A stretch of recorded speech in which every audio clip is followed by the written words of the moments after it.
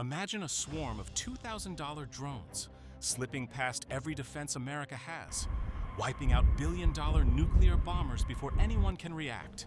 That nightmare just became real in Russia. In this video, we'll uncover hidden alliances from Mossad to MI6, a rogue FSB mole, and a 75-minute Trump-Putin phone call. Watch until the end, because you won't find an operation like this anywhere else. So why should Americans care about this? Let's connect the dots from U.S. Homeland Security to the defense industry. Since 2022, Russia's Tu-95 Bear bombers have not only launched cruise missile strikes on Ukraine, but have also probed Alaska's Air Defense Identification Zone, ADIZ, testing America's response.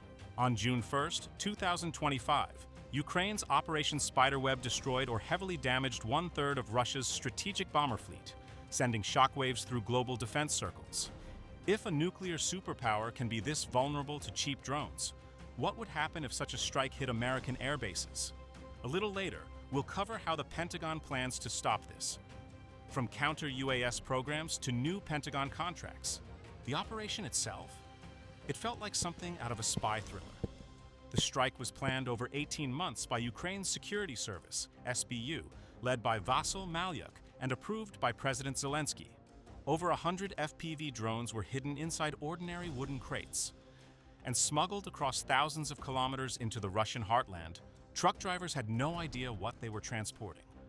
Once in position, remote triggers opened the crate lids and hundreds of tiny wasps took flight. So how did Russian radars miss all of them? Now, let's uncover the intelligence details behind this operation.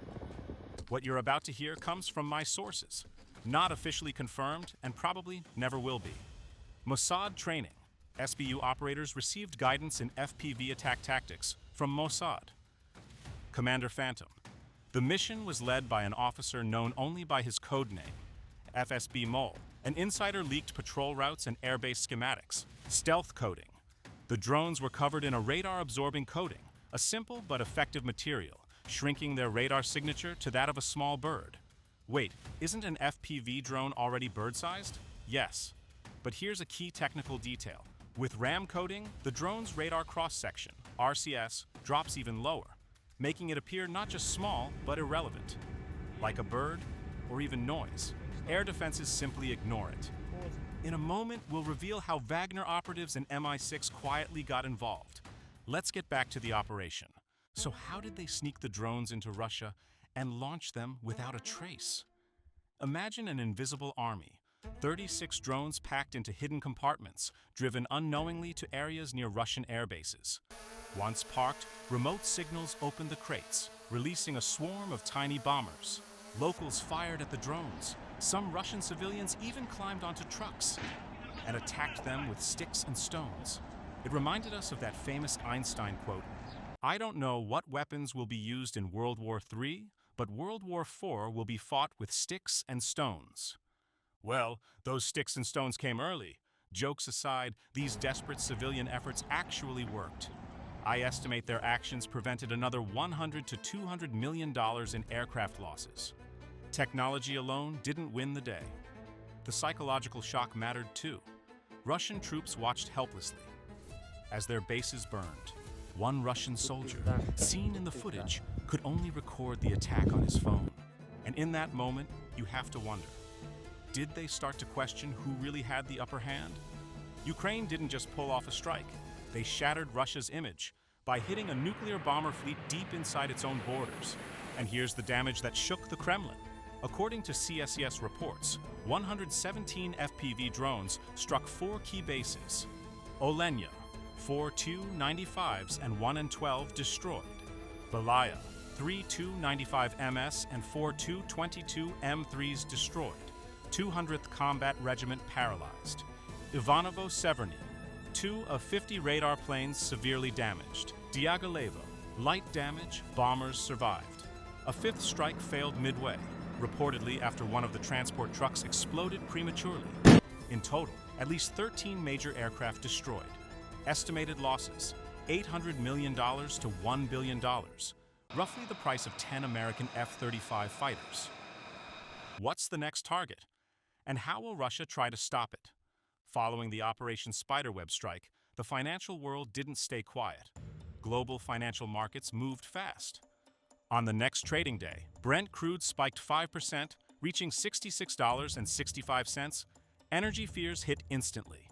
In the U.S., Henry Hub natural gas futures surged 10% as markets quickly priced in a new risk premium. Hedge funds reacted within hours, driving options trading higher and adding volatility across futures, ETFs, and the U.S. financial markets. This strike triggered market volatility across the energy sector, pushing commodity prices higher and affecting global markets. Wall Street moved fast, with oil and gas prices rising. America's largest energy giants, Chevron, ConocoPhillips, and Occidental Petroleum, saw gains as the oil and gas industry surged on the first trading day after the attack. The ruble slipped about 3% at the market open, but according to ICE market data, by mid-2025 it had gained nearly 35% against the dollar, making it one of the strongest performers in global FX markets. Bottom line, financial systems are vulnerable and global markets can react faster than we think. Intelligence Part 2, the deeper side of the operation. Wagner Network. Former Wagner mercenaries provided recon and arranged hiding spots for the drones. Chelyabinsk Depot. Drones were assembled in a rented warehouse in Chelyabinsk and loaded into modular cabins before being transported by truck toward Russian airbases. British AI, UK intelligence supplied AI-driven targeting and tech support. All agents returned safely to Ukraine.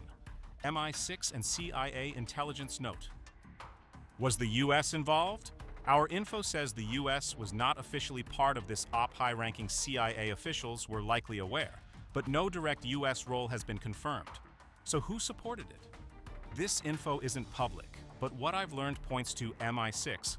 British intelligence was behind nearly everything. Some analysts believe an 18-month plan couldn't happen without CIA involvement.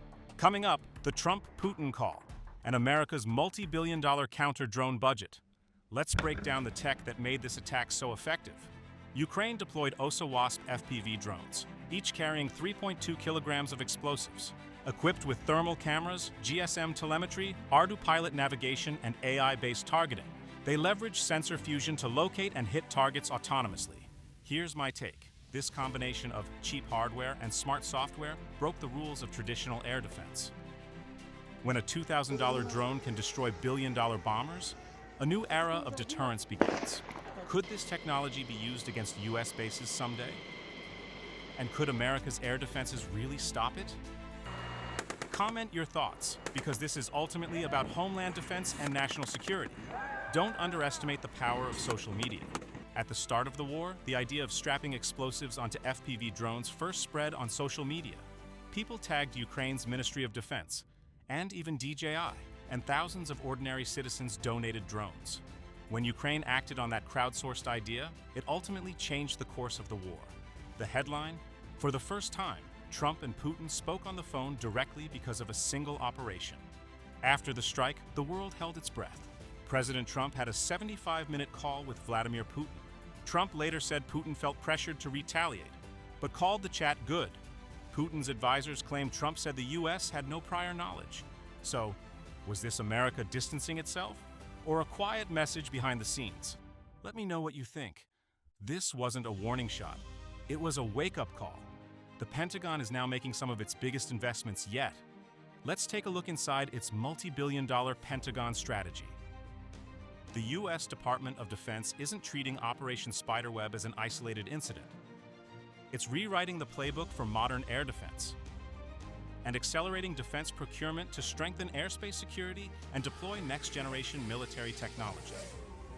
For fiscal year 2026, covering October 2025 through September 2026, the Pentagon's budget request includes roughly $3.1 billion for counter-UAS programs, funding radar upgrades, high-speed interceptors, and advanced electronic warfare systems, all designed to detect, track, and destroy hostile drones before they reach critical targets.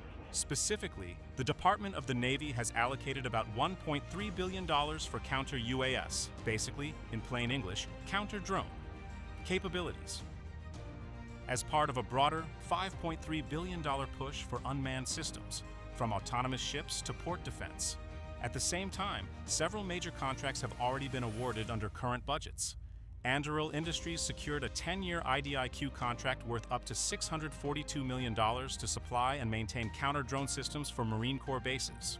Raytheon won a $237 million U.S. Army contract for QRFS radars and Coyote counter-drone interceptors, core elements of the Army's CUAS architecture. Lockheed Martin is preparing for multi-billion-dollar drone defense contracts, expected to enhance the U.S. military's capabilities into 2027. For shareholders and policymakers alike, the message is clear. America is investing tens of billions, and investment strategies are shifting toward aerospace and defense exposure. And it's not just America. The rest of the world is scrambling too.